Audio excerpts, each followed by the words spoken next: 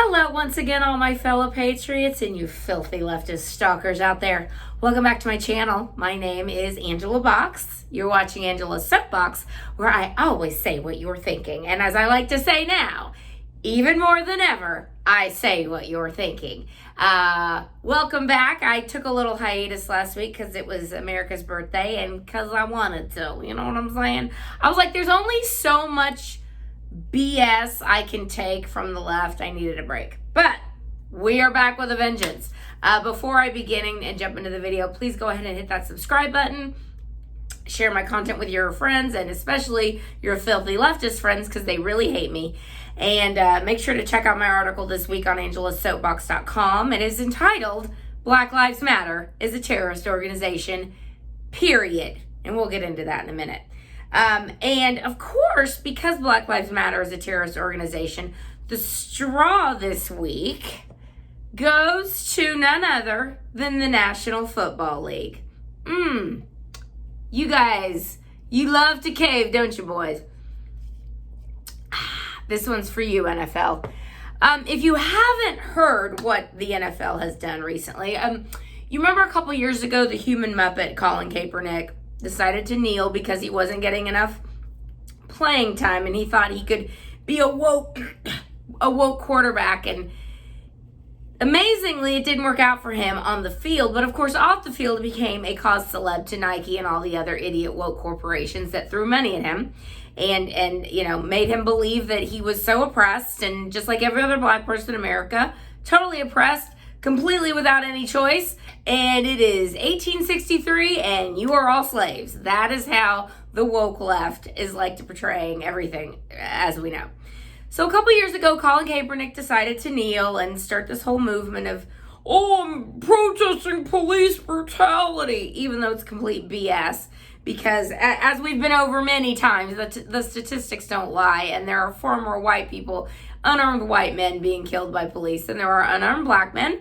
And any weekend in Chicago, there are more people killed every weekend than there are unarmed black men by police at any given year, basically. Certainly in our recent history, lots of black people are getting killed by other black people, but oops, Black Lives Matter, because they're a terrorist organization, they won't discuss that.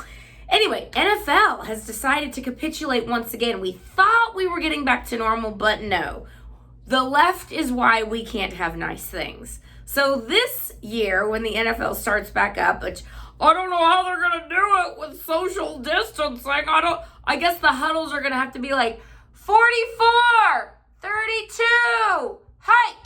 And then they'll like say the play and then the other team can hear. I don't know how this is going to work in our new normal, which I despise, by the way. But the NFL has decided that they're going to play the black national anthem, whatever the hell that is, by the way. And then they're going to play the national anthem, which, okay. So there's such a thing called the Black National Anthem, which I'd never heard about until a week ago because I guess I'm not woke enough. I'm sorry. But if there's a Black National Anthem, is our other national anthem the white national anthem? And how does that work exactly? So, you know, they're going to stand up for the Black National Anthem and then they're going to take a knee for the national anthem. And the rest of America is going to go, deuce, peace.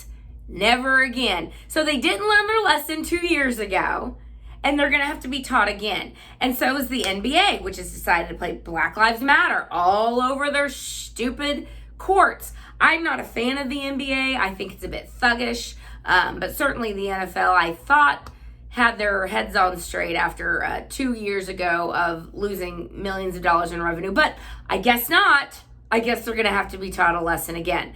But remember, get woke, go broke. Now it is so insidious. The left has completely infected every single thing in our lives. And again, can't have nice things because of the left. So my article this week, where I call it Black Lives Matter as a terrorist organization, and you might, you know, the people who aren't intellectually honest and who don't understand that the phrase Black Lives Matter was picked for a very specific reason because it's meant to cow white America and normal America and just capitulating. Oh, yes, Black Lives Matter. Here's some money. Here's $400 million in the last month. $400 million. And where's that money going? Well, it's not going to the black community, whatever that is. It's going into the pockets of the founders of Black Lives Matter. And then the rest of it is getting funneled through Act Blue, which is giving money to Joe Biden and the DNC, which coincidentally is why they had their highest quarter, because of all the dummies giving money to Black Lives Matter. But anyway, they were clever. I mean, leftists are, I wouldn't say leftists on a whole are clever. They're insidious and they're certainly manipulative. And so that they understood that when you name your organization Black Lives Matter, that white people are going to be cowed into submission. Not this whitey, by the way. The term Black Lives Matter is not necessarily wrong, because of course Black Lives Matter, because all lives matter. And you know what else matters? Black unborn babies' lives matter. But, don't tell that to Planned Parenthood, who sticks an abortion clinic on every corner in an inner city, because those lives don't matter. Right, Margaret Sanger? Remember Margaret Sanger, the eugenist that she wanted to wipe out the black communities as we know it. But again, pesky facts. Don't want to get into that. But anyway, the whole concept of the name of Black Lives Matter is very insidious. The organization itself is a textbook terrorist organization. They are beating random people up, looting stores, burning down buildings, burning down cities, creating autonomous zones in cities where little girls end up getting murdered. Thanks, Keisha Knight Bottoms, the detestable mayor of Atlanta, who allowed that to happen. And they are textbook terrorists, just like Antifa are textbook terrorists. And when anyone calls out Black Lives Matter, and of course we're called racist, but what I love seeing right now is normal black people who are now standing up and going, y'all don't speak for me. Y'all don't speak for me. You're enriching yourselves. And by the way, it looks like about 70% of you are little woke college girls. White college girls. Screaming your heads off, acting like complete lunatics. Telling us to defund the police because, you live in a safe neighborhood. You don't need to worry about your car being broken into or carjackings or, whatever happens in a high crime ridden area. These little white trust fund kids coming from the colleges and universities who've been completely brainwashed, they don't have to worry about that stuff. So they're all for defunding the police. But anyway, I do like seeing more black people coming out, normal black people, and saying, you do not speak for us. We do not want races separated like Black Lives Matter is trying to do. We actually want to be integrated. We actually, call me crazy, but it is 2020. I just want to make sure that I wasn't mistakenly thinking it was 1950. Nope, it's 2020. So 70 years ago, when black families were at their peak, when black unemployment was at its lowest, what did the Democrats do? They said, they're getting a little uppity, those black people.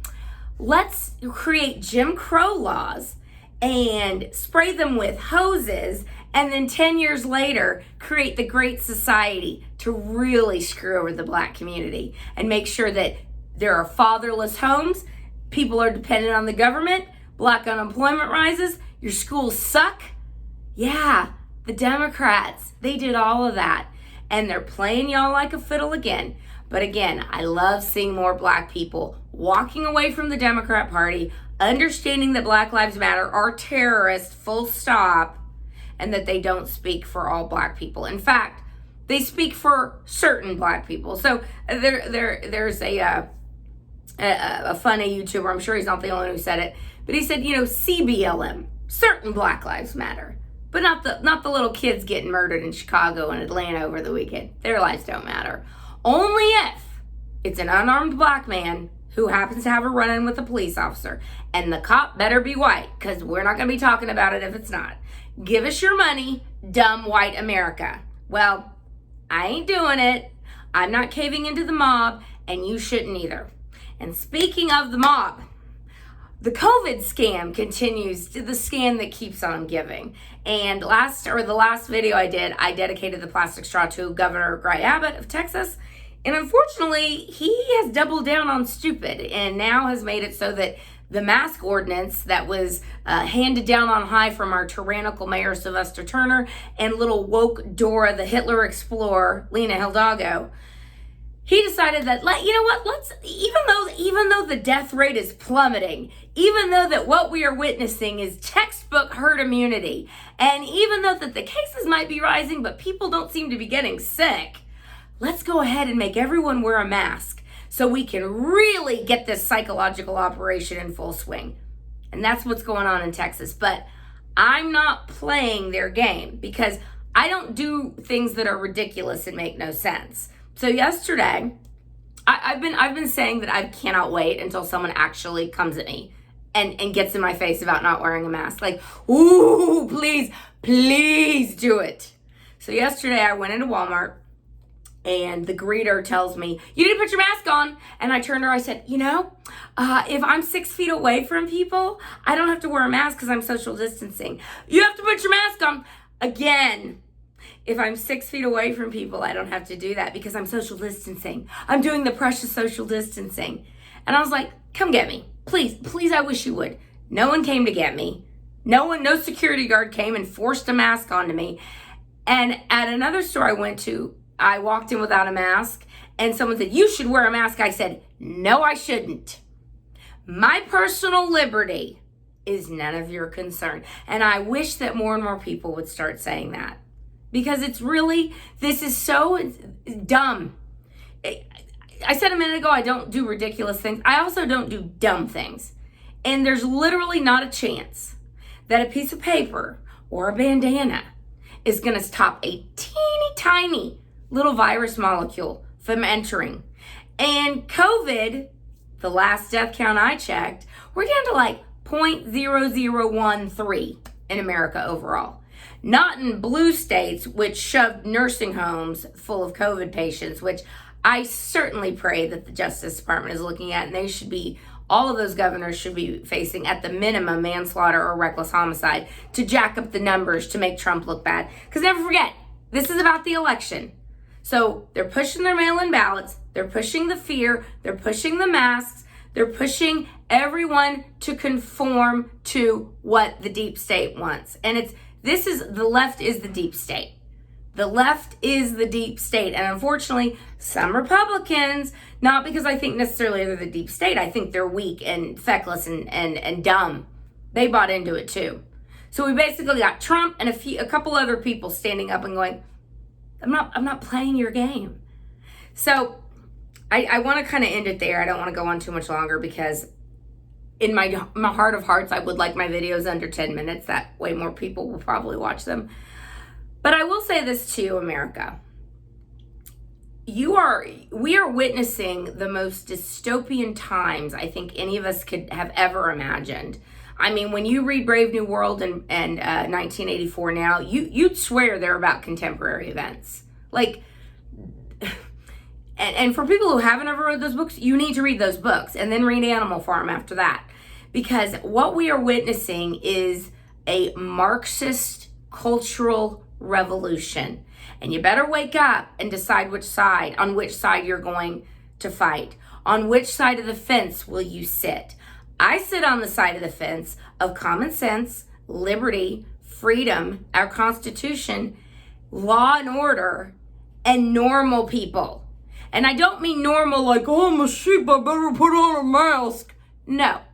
I mean a normal, free-thinking person who realizes to get ahead in society, you need to act like a civilized human being and don't throw bricks through windows to get your way and tantrum.